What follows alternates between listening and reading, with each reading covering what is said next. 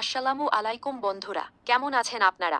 তো আজ আমরা কথা বলতে যাচ্ছি একটি কন্নড় ক্রাইম মিস্ট্রি মুভি নিয়ে, যার কাহিনী খুব ভালো এবং এটি সাসপেন্সে ভরপুর, যা দেখে আপনারা আনন্দিত হবেন। তাই আপনারা এই ভিডিওটি শেষ পর্যন্ত অবশ্যই দেখবেন। ছবির শুরুতে আমাদের লকডাউনের সময় দেখানো হয়েছে, যেখানে ক্রমাগত বেশ কয়েকটি খুনের ঘটনা ঘটছিল। আর এগুলো সাধারণ কোনো খুন ছিল না, বরং এমন খুন ছিল যেখানে খুব নির্দয়ভাবে মানুষকে মারা হচ্ছিল।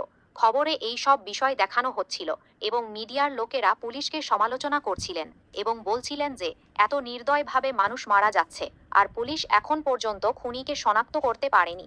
এরপর পুলিশ স্টেশন দেখানো হয়, যেখানে আমরা সীতারামকে দেখতে পাই, যিনি একজন পুলিশ অফিসার, এবং তার সিনিয়র তার সাথে কথা বলতে আসেন এবং বলেন, সীতারাম, আমি তো মার ওপর খুব বেশি ভরসা করেছিলাম, কিন্তু এখন পর্যন্ত তুমি ক্রিমিনালকে ধরতে পারোনি। তাই তোমাকে দ্রুত কাজ করতে হবে এবং ক্রিমিনালকে ধরতে হবে। এটা শুনে সীতারাম বলে, আপনারা চিন্তা করবেন না, আমি। সে স্টেশনে বসে খুব আবেগপ্রবণ বোধ করে, কারণ আসলে সীতারামের পরিবারে শুধু তার এক বোন আছে এবং এখন তার বোন তার সাথে কথা বলছে না। এরপর আমাদের ফ্ল্যাশব্যাকে নিয়ে যাওয়া হয়, যেখানে আমরা দেখি যে যখন সে ছোট ছিল, তখন সে তার বোনের সাথে ছবি তুলত এবং সীতারামের বোন ওই শহরের এক ছেলের সাথে প্রেম করত এবং এই বিষয়টি সীতারাম জানতো না। তার বোন তার বয়ফ্রেন্ডের জন্য চিঠি লেখে এবং সীতারামকে বলে যে সে যেন সেই ছেলেকে গিয়ে দিয়ে আসে। আর সীতারাম সেটা দিতে যায়, কিন্তু তখনই তার বাবা সেখানে চলে আসেন, যারা সব দেখে ফেলেন এবং বুঝতে পারেন যে তার বোন কি করছে। রাগের মাথায় তার বাবা জিজ্ঞেস করেন, শেষ পর্যন্ত এই সব কতদিন ধরে চলছে? তখন তার বোন বলে, আমি ওই ছেলেটিকে ভালোবাসি। কিন্তু তার বাবা বলেন, আমার বাড়িতে এসব একদমই হবে না। এরপর সেই মেয়ে তার বাবার কথা মানে না এবং সে ওই ছেলের সাথে বাড়ি ছেড়ে চলে যায় এবং কয়েক মাস পর সে ফিরে আসে এবং তখন সে অন্তঃসত্ত্বা ছিল।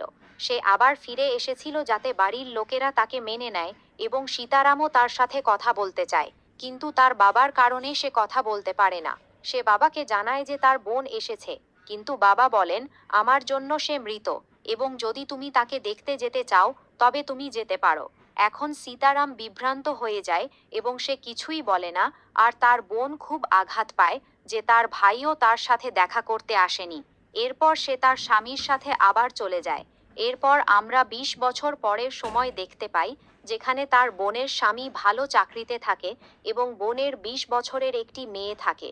এত বছর পর সীতারাম এক জায়গায় হঠাৎ করে তার বোনকে দেখে ফেলে এবং তাকে দেখা মাত্রই সে তার কাছে যায় এবং কথা বলার চেষ্টা করে, কিন্তু তার বোন তার সাথে কথা বলে না এবং তাকে এড়িয়ে সেখান থেকে সবার সাথে পরিবারের মতো আচরণ করত। এবং একজন লেডি কনস্টেবল কয়েকদিন ধরে স্টেশনে আসেনি এবং যখন সে জিজ্ঞেস করে যে সে কেন আসেনি, তখন সবাই জানায় যে সে অসুস্থ। তখনই হঠাৎ তারা জানতে পারে যে আসলে সেই লেডি অফিসার মারা গেছেন এবং এটা শুনে সীতারামের খুব খারাপ লাগে। সেই লেডি অফিসারের একটি ছেলে থাকে এবং সীতারাম তার সাথে দেখা করতে যায় এবং কথা বলে ফিরে আসে। এরপর স্টেশনে এলে এক নারী তার ছেলের সাথে অভিযোগ দিতে আসেন এবং বলেন যে তার স্বামী রাঙ্গা কয়েকদিন ধরে নিখোঁজ। তিনি জিজ্ঞেস করেন তার স্বামীর কি কারো সাথে শত্রুতা ছিল। তখন তিনি বলেন, আমার স্বামী খুব শরীফ মানুষ ছিলেন। তখনই তারা তথ্য পায় যে এক জায়গায় দেহ পাওয়া গেছে এবং সীতারাম তদন্তের জন্য সেখানে পৌঁছায়। যখন সে দেহটি দেখে সে অবাক হয়ে যায়, কারণ সেই দেহ আর কারো নয়, বরং তার রাঙ্গার দেহ, যাকে খুব নির্দয়ভাবে কেউ মেরেছিল। সীতারাম এটা দেখে বলে, দ্রুত একে পোস্টমর্টেমের জন্য পাঠাও। এবং দেহ দেখে সে বুঝতে পারে যে কেউ তার শরীরে লোহার রড ঢুকিয়েছে এবং এরপর তা মুচড়ে দিয়েছে। ডাক্তার সীতারামকে বলেন যে আসলে নিজের চাকরিতে এমন দেহ আমি কখনো দেখিনি। এটি কোনো সাইকো কিলারের কাজ, যে ধীরে ধীরে নির্যাতন করে মানুষকে মারে। তাই একে দ্রুত ধরতে হবে। যদি সে না ধরা পড়ে তবে আরও মানুষকে একইভাবে মারবে। এটা শুনে সীতারাম বলে, আমি তাকে অবশ্যই ধরব। এরপর আমাদের সেলভা নামের এক ব্যক্তিকে দেখানো হয়, যে কাউকে চাকু দিয়ে খুব নির্দয়ভাবে মারছিল। তাকে দেখে মনে হয় হয়তো সেই খুনি। এদিকে সীতারাম রাঙ্গার বাড়িতে গিয়ে ফর্মালিটিস সম্পন্ন করে এবং রাঙ্গার একটি ছেলে ও একটি মেয়ে থাকে এবং তারা খুব কাঁদছিল। যখন তারা সেখান থেকে দেহ নিয়ে যাচ্ছিল, তখন একজন সহকারী সেখানে আসে, যে বলে তাদের আরও একটি দেহ পাওয়া গেছে এবং সেটি মুকেশ নামের এক ব্যক্তির। এখন সীতারাম এটা শুনে খুব অবাক হয়ে যায় এবং সে বুঝতে পারে যে নিশ্চয়ই এটি সিরিয়াল কিলারের কাজ, যে একে একে অনেক মানুষকে মারছে। এরপর সীতারাম বলে, এই দুই ভিকটিমের মধ্যে কোনো না কোনো সম্পর্ক নিশ্চয়ই থাকবে, তাই আমাদের এই তথ্য বের করতে হবে এবং শহরের নতুন কোনো ব্যক্তি আসলে তার তল্লাশি নিতে হবে এবং তার কাছে এই খবর পৌঁছে যাওয়া উচিত, কারণ এই যে খুনি সে খুব বিপজ্জনক এবং সে একদমই স্বাভাবিক নয়, বরং সাইকো কিলার। এরপর সীতারাম একটি হোটেলে খাবার খাচ্ছিল এবং সেলভা তার সামনেই এসে বসে। সেলভা বলে যে সে একজন শিক্ষক এবং সে এখানে অভিযোগ দিতে এসেছে, কিন্তু সীতারাম বলে যে সে স্টেশনে চলে যাক। সেলভা বলে তার মেয়ের ব্যাপার, তাই আমি স্টেশনে এই বয়ান দিতে পারি না। সেলভা জানায় যে একটি ছেলে তার মেয়েকে প্রেমের নামে নির্যাতন করছে এবং এটা শুনে সীতারাম বলে যে লিখিত অভিযোগের জন্য তাকে স্টেশনে আসতে হবে, কিন্তু সেলভা বলে যে সে ইতিমধ্যে অন্য স্টেশনে গিয়েছিল, কিন্তু কেউ তার সাহায্য করেনি। তখনই সীতারাম আর একটি ক্লু পায় এবং সে সেখান থেকে বের হয়ে যায়। সে মুকেশের বন্ধুর কাছে যায় এবং তাকে জেরা করে। তখন মুকেশের বন্ধু বলে যে মুকেশের 5,000 টাকা দরকার ছিল, যা সেই দিয়েছিল, এবং এরপর সে বলে যে মুকেশের কিছু লোডারদের সাথে ঝগড়া হয়েছিল। এটা শুনে তারা সিসিটিভি ফুটেজ চেক করে, সেখানে সত্যি সেই লড়াই দেখা যায় এবং এটা দেখে সীতারামের মনে হয় যে হয়তো সেই লোডাররা এতে জড়িত থাকতে পারে। এদিকে এক ব্যক্তি মদ নিয়ে মাছ ধরতে যায় এবং তখনই হঠাৎ সে সেখানে কিছু আওয়াজ পায়। যখন সে সেখানে দেখতে যায় তখন কেউ তার ওপর হামলা করে। এদিকে সীতারাম লোডারদের জেরা করতে শুরু করে এবং তারা বলে যে ঝগড়ার কারণ ছিল বেতনের সমস্যা। অডিও ক্লিপটিতে যা বলা হয়েছে তার বাংলা অনুবাদ নিচে দেওয়া হলো। তখনই সিলভা সেখানে আসে এবং সে তাকে রঘু নামের এক ছেলের ছবি দেয়। সীতারাম এটা দেখে বলে যে সে তাকে খুঁজে বের করবে। ওই ফিশিংয়ে যাওয়া লোকটির খুন হয়ে গিয়েছিল, অর্থাৎ মোট 3টি খুন সেখানে হয়েছিল। যখন সীতারাম এই খবরটি পায় সে খুবই অবাক হয়ে যায়। সে ক্রাইম স্পটে পৌঁছায় এবং তদন্ত শুরু করে। সেখানে সে একটি পুরনো গাড়ির ভাঙা অংশ পায়। সে যখন ডাক্তারের সাথে কথা বলে, ডাক্তার বলে যে এই হত্যার ধরন একই, অর্থাৎ একই খুনি এই কাজগুলো করেছে। তখনই সীতারাম লক্ষ্য করে যে যাদের মারা হয়েছে তাদের সবারই মেয়ে আছে। সে যখন তার বন্দুক চেক করে সে দেখে তার বন্দুকটি সেখানে নেই। তার মনে হয় লোডাররাই তার বন্দুক চুরি করেছে, তাই সে তাদের দ্রুত গ্রেফতার করে, কিন্তু আসলে সেই বন্দুকটি কথা বলার সময় সিলভা চুরি করেছিল। এরপর সীতারাম রঘুর ছবি চেক করে এবং তদন্তের জন্য যায়। সে তার মায়ের কাছে জিজ্ঞাসা করে যে সে কতদিন ধরে নিখোঁজ। মা জানায় সে 3 মাস ধরে নিখোঁজ, কারণ আসলে রঘুই ছিল সেই ব্যক্তি যে সিলভার মেয়েকে নির্যাতন করছিল। কিন্তু যদি সে 3 মাস ধরে নিখোঁজ থাকে তবে সে কিভাবে সিলভার মেয়েকে নির্যাতন করবে? তার মা বলে সিলভা মানসিকভাবে অস্থির এবং তার মেয়ে 3 মাস আগেই মারা গেছে, যখন সে অভিযোগ দিয়েছিল যে তার মেয়েকে কেউ নির্যাতন করছে, এবং পুলিশও মনে করেছিল সে মানসিকভাবে অস্থির, তাই পুলিশ তাকে সাহায্য। আসলে সিলভার স্ত্রী অনেক বছর আগেই পুড়ে মারা গিয়েছিল। তারপর সীতারাম সিলভা সম্পর্কে অন্যের কাছে জিজ্ঞাসা করে এবং জানতে পারে সে একটি স্কুলে কাজ করত। সে সেখানে খুব অদ্ভুত আচরণ করত এবং একা একা কথা বলতো। সেজন্য তাকে চাকরি থেকে বের করে দেওয়া হয়। সবাই বলে সে মানসিকভাবে অস্থির, কিন্তু সীতারাম তার লোকেদের বলে যে তার ওপর নজর রাখো। সীতারামের লোক তার বাড়ির আশেপাশে লুকিয়ে তার ওপর নজর রাখতে শুরু করে। হঠাৎ বাড়ির ভেতর থেকে কাউকে চাকু দিয়ে মারার শব্দ শোনা যায়। সে কাউকে মোর যা বলছে এবং চাকু দিয়ে মারার সময় সেই শব্দ শোনা যাচ্ছিল। সীতারামের সঙ্গীরা এই সব কথা তাকে জানায় এবং সীতারামের মনে হয় সেখানে অপরাধ হয়েছে, তাই তাদের সেখানে যেতে হবে। এদিকে সিলভা বাড়িতে একা থাকে এবং কিছু লোক তাকে কাল্পনিক দৃশ্যে দেখা দেয়। তারা তাকে পাগল বলে এবং সে রেগে যায়। সে খুব রেগে যায় এবং তখনই একটি রুম থেকে শব্দ শুনতে পায়। সে মনে করে তার মেয়ে এবং রঘু রোমান্স করছে। সে দরজা খোলে, এতে তারা ভয় পেয়ে যায় এবং সে রঘুকে নৃশংসভাবে মারতে শুরু করে। মারতে মারতে সে তাকে চাকু মেরে দেয় এবং মেরে ফেলে। তার মেয়ে এই দৃশ্য দেখে অনেক কান্না করে। আসলে এটা 3 মাস আগেই ঘটেছিল এবং রঘুকে সেই মেরেছিল। রঘু যে তার প্রেমিক ছিল, তার মৃত্যু তার মেয়ে সহ্য করতে পারেনি, তাই তার মেয়ে তার সামনেই আত্মহত্যা করেছিল। মেয়েকে হারানোর পর সিলভা মানসিকভাবে বিপর্যস্ত হয়ে পড়েছিল এবং সে এই ঘটনাটি বাড়ির ভেতর সবসময় মনে করত। সে কল্পনা করত যে এই ঘটনা বারবার ঘটছে এবং সেই কারণে সে মানসিকভাবে অস্থির ছিল। সে তার মেয়েকে সেখানেই কল্পনা করছিল, কিন্তু তখনই হঠাৎ দরজায় কেউ নক করে। দরজা খোলার পর সে দেখে সেখানে সীতারাম দাঁড়িয়ে আছে। সীতারাম তাকে বলে সে তার মেয়ের কেস নিয়ে কথা বলতে এসেছে। সিলভা তাকে ভেতরে বসায় এবং তার মেয়েকে শান্ত থাকার কথা বলে, কিন্তু সীতারাম সেখানে কাউকে দেখতে পায় না। এতে সে বুঝতে পারে যে সিলভা সব কল্পনা করছে। তারপর সীতারাম তার বাড়িতে এদিক ওদিক খুঁজতে থাকে এবং সিলভা তা লক্ষ্য করে। সে তার মেয়েকে কল্পনা করে যে সে তাকে বিরক্ত করছে।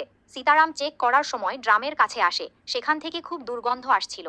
ড্রামটি খুললে সে রঘুর মৃতদেহ পায়, যা 3 মাস ধরে সেখানে রাখা ছিল। সিলভা বুঝতে পারে সীতারাম লাশ দেখে ফেলেছে, তাই সে সীতারামের বন্দুক দিয়ে তাকে গুলি করে দেয়। সীতারাম আহত হয় এবং সে লড়াই শুরু করে। সীতারামের সঙ্গীরা সেখানে আসে এবং তাকে বাঁচায় আর সিলভাকে ধরে ফেলে। তাদের মনে হয় অন্য খুনগুলো সিলভাই করেছে, তাই তারা তাকে জেরা করতে শুরু করে। তারপর সীতারামের চিকিৎসা হয় এবং সিনিয়র অফিসার তাকে প্রশংসা করেন। তারা মনে করে সব খুন সিলভাই করেছে, কারণ সে মানসিকভাবে অস্থির এবং এক এক করে সবাইকে মেরে ফেলছিল। স্টেশনে মুথু নামের এক পুলিশ অফিসার 2 দিন ধরে নিখোঁজ ছিল এবং সবাই ভাবছিল সে কেন ডিউটিতে আসছে না।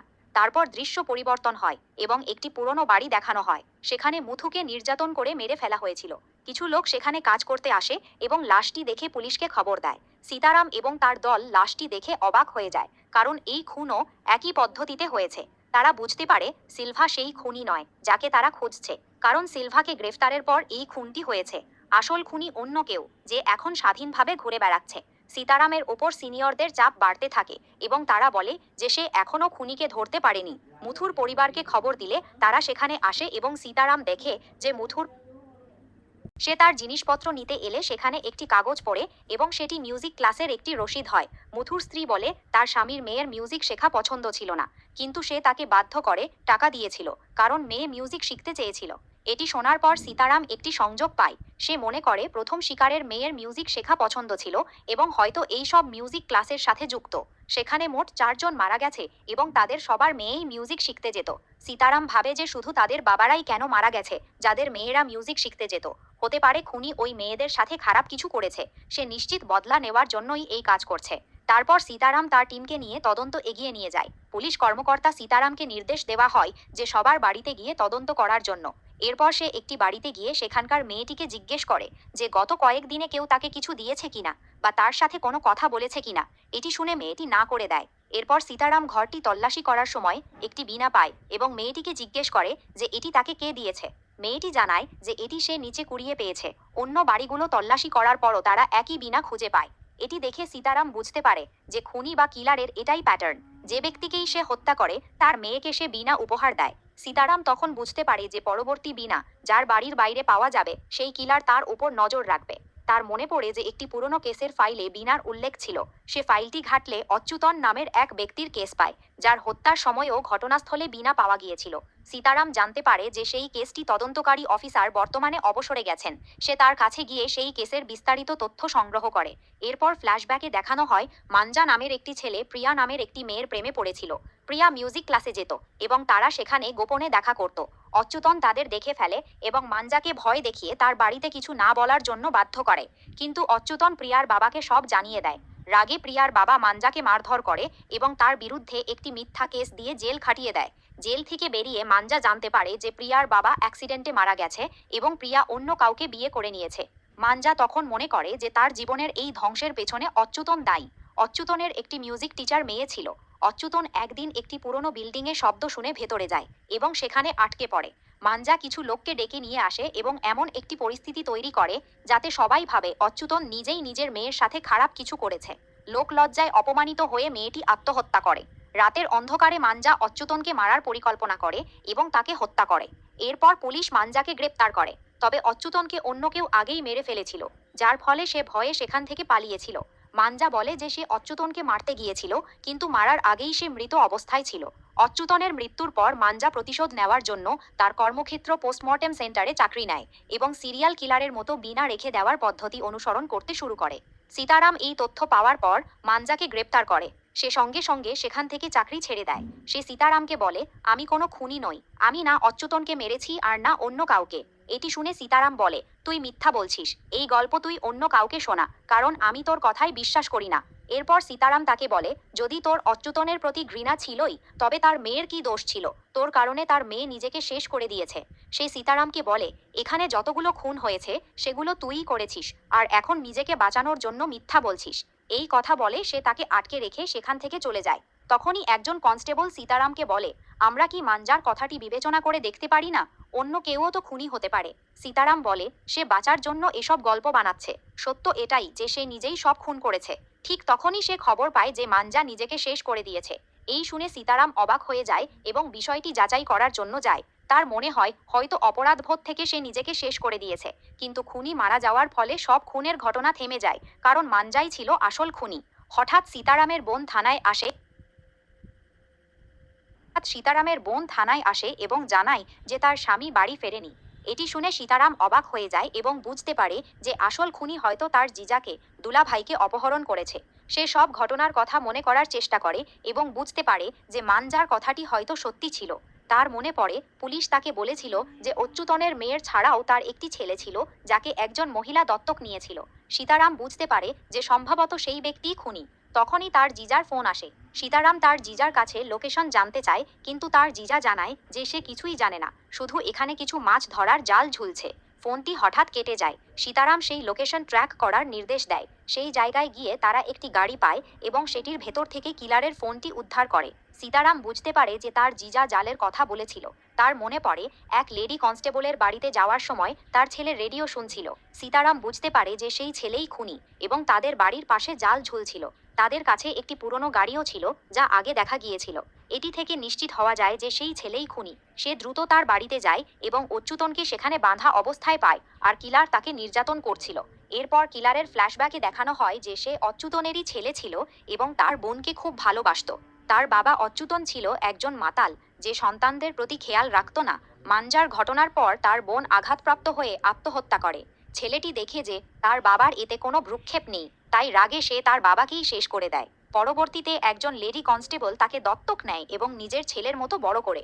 মহিলাটির মৃত্যুর পর সে পুরনো কথাগুলো মনে করে এবং এক কসাইয়ের দোকানে কাজ শুরু করে।